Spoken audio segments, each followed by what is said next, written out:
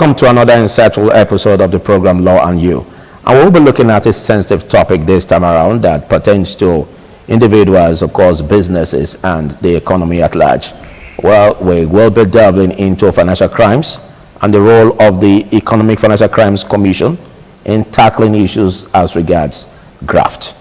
We also look at the recovery, the successes that the EFCC has embarked upon in terms of assets recovery, prosecution and investigation of individuals or functionaries of the government, both present or past, that have been involved in all of this. We have between 2015 and 2023, where the EFCC recovered over 1 trillion naira in looted funds, recovered also in foreign currencies, including $121 million, 1.7 million pounds, and also 162,000 euros. And in CFA, we have 294,000 in 2021 alone.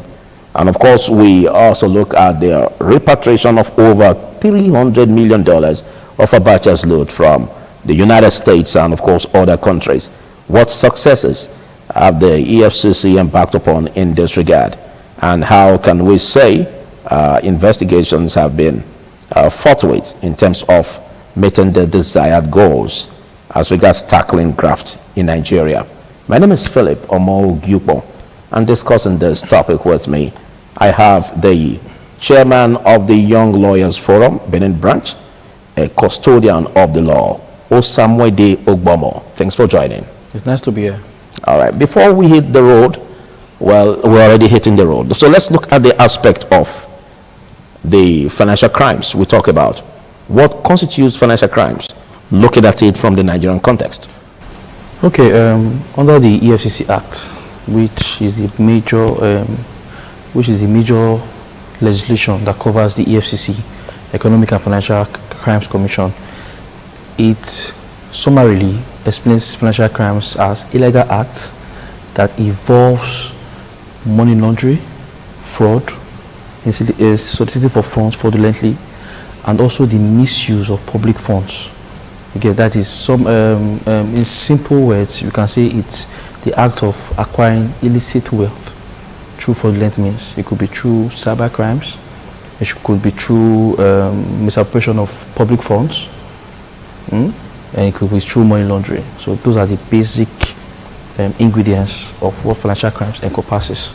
Okay, there has been efforts, in looking at the roles of the EFCC. At the point, there was this overlapping functions it had with the ICPC, okay, or the ICPC had with it. So can you throw light into the role, the responsibilities? Okay, the EFCC summarily are tasked with investigating, exactly, arresting, prosecuting, and recovery of assets that are not meant for those individuals or that have been gotten through fraudulent means. Those are the basic functions of the FCC: investigating, arresting, prosecuting, and recovering loot. That's just in simple terms. The FCC has supported that function. The Money Laundering Act has also supported that function. They also have other provisions, the SCJ, criminal legislations that backs up those functions. Even the Terrorist Act also. They also covers funds that are used to finance terrorism. You understand? So those are the basic functions of the Economic and Financial Crimes Commission, to tackle and prevent financial crimes. Okay, let's look at from the perspective of the standpoint of the citizenry, for instance, who may be faced with one charges or the other. What could we see as the rights of such a citizen or citizens as regards being prosecuted, by or investigated by the EFCC? Because sometimes we notice that the procedures could be Herculean, most especially when it has to start with an arrest and incarceration. So what should be the rights as it applies to the citizenry? And before dwelling into the rights of citizens when it comes to interaction with EFCC, EFCC first and foremost is a law enforcement like any other law enforcement, like the police, like the ICPC. But before dwelling into that scenario, there's a need to understand the workings of how the EFCC interact with citizens when it comes to financial crimes. Okay. So the EFCC investigates when there's a petition or there is a directive that there could be financial crime ongoing or financial crime is about to be instituted. They investigate. They go through forensic audit, through witness. They invite individuals that are suspected to have committed financial crime or are about to, or they have been reported to. You understand? So they invite them, and when you come in, they take your statements. But if you don't honor the invitation, they have penalties that is meted on you. You understand? One of the penalties is they will flag your account. They flag all your accounts. You mean freeze it? Freeze all your accounts. Okay. So that you cannot have access to any funds whatsoever in your account. So you are then forced to probably go to your bank, and then when the bank reports that you are in so place, they come and arrest you. And I think it's better for you to honor, from practice, it's better for you to honor the invitation. So basically, like any other law enforcement agency, you have your constitutional rights. Okay. We look at section 35, right to remain silent. If nobody can force you to say or to write what you don't want to write, that's your constitutional right. You also have right to presumption of innocence until you are proven guilty. Section 36 sub 5 of the Constitution as amended. You also have the right to a legal representation. When you are invited to the EFCC, you can call your lawyer, get a lawyer, let it accompany you to the office to guide you on the process. You understand? So the constitutional right encompasses not just the EFCC, it encompasses when you are invited by the police or you are arrested by the police, by DSS, ICPC, any law enforcement. So those are the key rights, I believe, are noteworthy. Rights to remain silent, right to legal representation, right to presumption of innocence. Right to presumption of innocence. Okay. Let's draw a distinction, because what you just said, as law enforcement agents, they can arrest. Yes. As it relates to financial crimes only. Yes. Okay. But you know, financial crimes, it looks small, but it's very wild.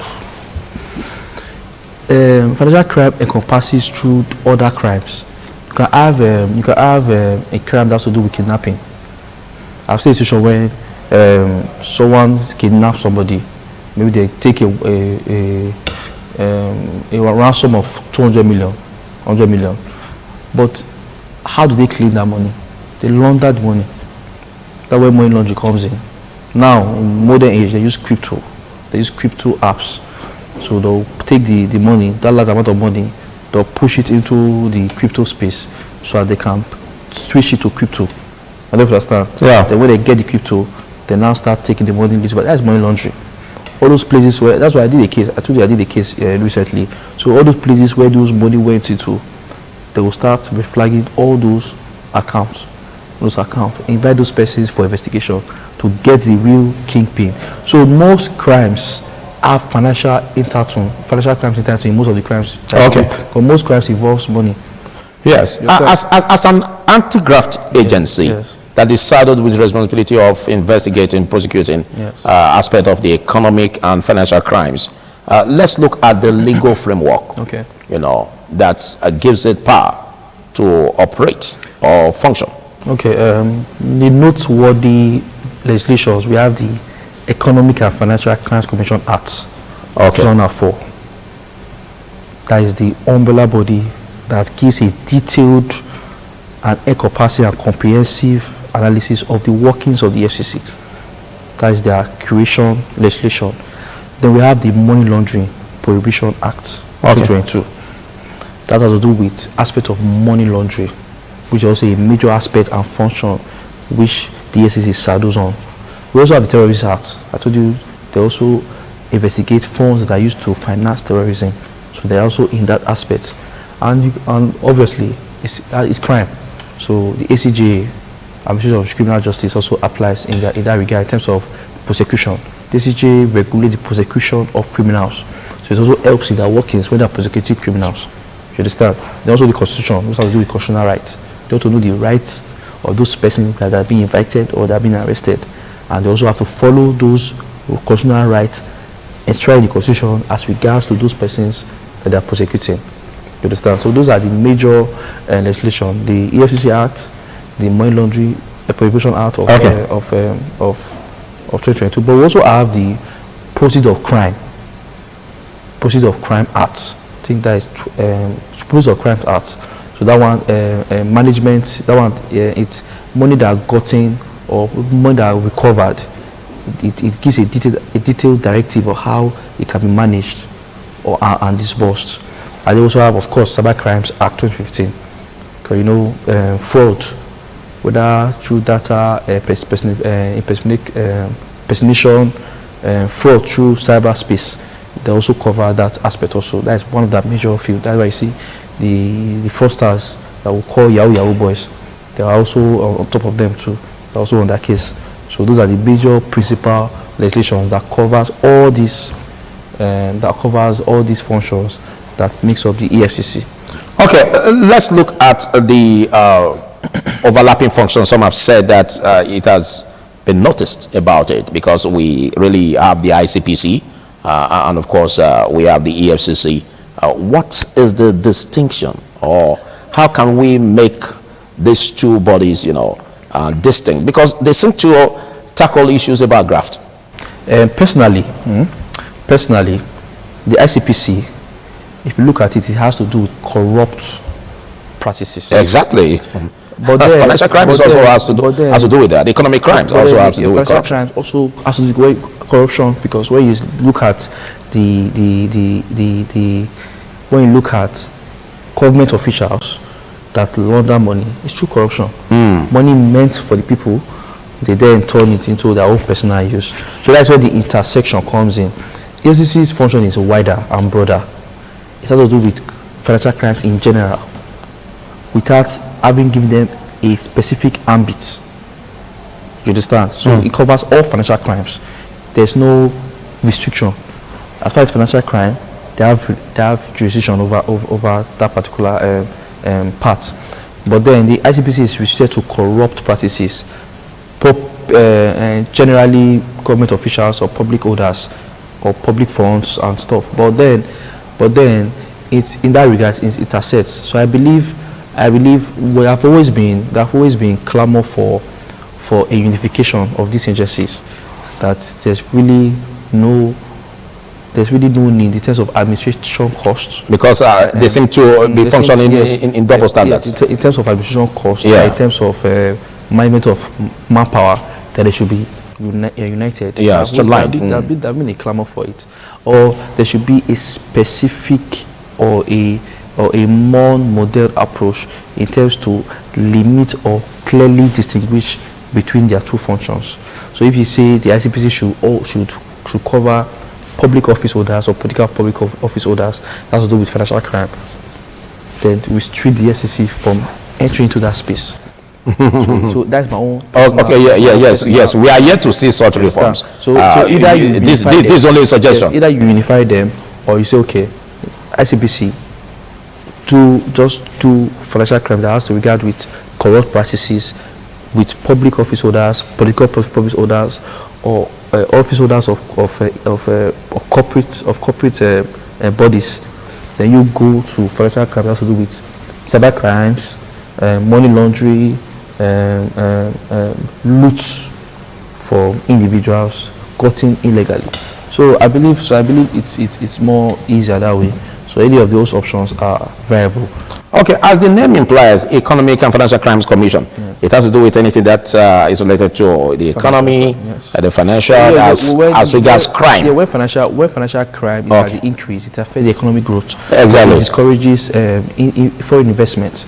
It discourages foreign investment. It discourages the belief of foreigners to invest in the country, affecting the economic growth of that country. And then it reduces the faith, the integrity of that state. Okay. It has a lot to do with the reputation of that particular state. I think Nigeria is really low in terms of the index of the the curbing of financial crimes in Nigeria is really, really low. Well, in case you're just watching, it's Law and You, and we are about the financial crimes and, of course, the role of the Economic and Financial Crimes Commission in tackling graft in Nigeria. And, of course, I've been discussing with the chairman of the Young Lawyers Forum, Benin Branch, and this program is brought to you courtesy of Noah Attorneys, a firm of legal practitioners based in Benin City, Nigeria. And, of course, you're going to be having the numbers writing on the screen for you to interact with us on questions that may bother you, that you would want answers or solutions to. You can send a chat or a text message via the numbers writing on the screen, and basically you get to us. But let's look at this deeply, because we don't want to say some of the boys or some of the individuals that are being accosted by the police. Basically, it's not supposed to be the police that should be accosting them. A situation where there's this stop and search, where they get the phones of our young fellas, just in the craze of being suspects for the Yahoo trade. Now, do you see the police and the EFCC having double functions in that regard? Or should that also be an aspect of the police in tackling financial crimes, or it should have been left strictly for the EFCC as regards this? Personally, that is also where another intersection of functions comes in also. Okay.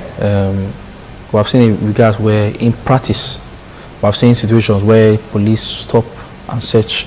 Searching someone's phone alone is already it's already out of the ambit of their function. Of the police? Of the police. So, but then, if you through illegally searching somebody, you see a crime be committed, you can also proceed. So let's leave that on aside. Okay, but let's not also forget that that's a sister agency, so they can be seen as having an act that make them to work together. Yeah, of course. You know, an act could be there that will make them to work together in case if there's any information that they've gotten as regards, financial crimes. It gets to a point where they investigate it towards, and then they invite the EFCC. Is that the way it goes? In practice, it goes that way. There's some situation where we see the EFCC get some persons, maybe they go on raids, which is allowed by the EFCC Act. When they go on raids and they get persons that does some acts that are non-financial, but it was part of those raids, they take them to the police.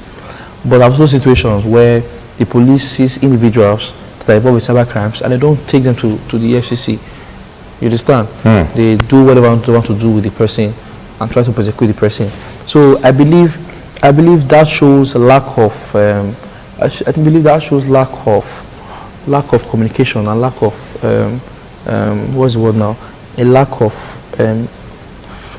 understanding their functions. Yes, or no, not the function. Okay. Understanding of the agency. Of the agency. Of the very law enforcement. Okay. Because if there's a unity between these agencies, so when they believe that somebody that is in their possession is within the function of this particular agency, then there should be a switch. Okay. There should be a switch. So when you say, okay, cyber crimes should be prosecuted by the EFCC, so when you have someone like that in your possession, then you send him to the EFCC. Yes. You understand? But we have a situation where that happened. We have also a situation where different law enforcement fight for one person. We have seen. Interesting. We have seen. Interesting. We have seen. So but in practice we see police actually putting themselves into the whole cybercrime realm, where they will catch our Ubers, do a lot of things with them. We have seen in practice. Okay, let's look at the process for prosecuting financial crimes in Nigeria. Okay. Because we would like to understand how does it start and where does it end. Okay, like I said before, I think I gave a bit of information concerning that. It starts from investigation. And the investigation? Okay. No, investigation doesn't start in vacuum. Before an arrest? Yes, of course. Investigation must start in vacuum. Okay. Investigation must start from something. There must either be a petition. To understand? We have seen a lot of organizations being petitioned to the EFCC, that EFCC investigate that they believe that money are misappropriated. Okay. To understand? They will also see situations where reports of financial illegal financial activities. The EFCC has the discretion to investigate. So it all starts with investigation. It all starts with investigation. So when they investigate and see that there's a probable truth in the regards of illegal financial crime being done, then they start investigation or arrest. Okay. Depending on how it goes. So we start from the invitation. They can say, okay, somebody's name keep popping up in our system, in our investigation.